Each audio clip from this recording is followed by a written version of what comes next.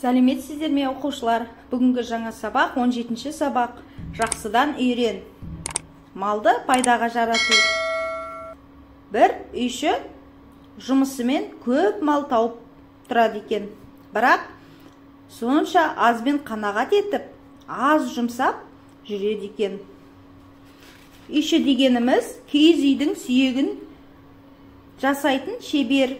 Үйші балта, пышқы, үстірік, сүргі, бұрғы, ағаш сияқты аспаптарды пайдаланып, киіз үйдің сүйегін дайындайды. Бір күні үйшінің көршісі келеді.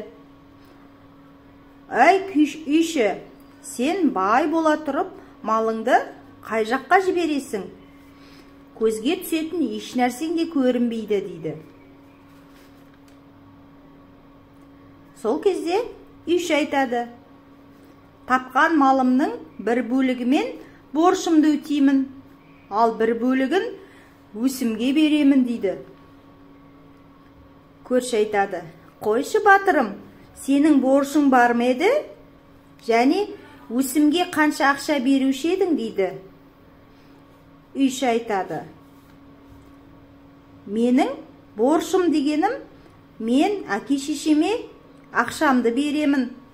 Сөйтіп мен өзімнің борышымды өтеймін. Ал өсім дегенім, өзімнен туған балаларды оқытамын, оларды асыраймын. Және оны мен өсім деп ойлаймын дейді. Себебі балалар ертең адам болып, біз қартайғанда жақсы асырайды. Олардың борышымды өтеген емес пе дейді. Ата-ананың алдындағы борышы, ата-ананың баласының өсіп өніп дамуына бар жағдайын жасайды. Бүкіл өмірін, еңбегін баласына арнайды.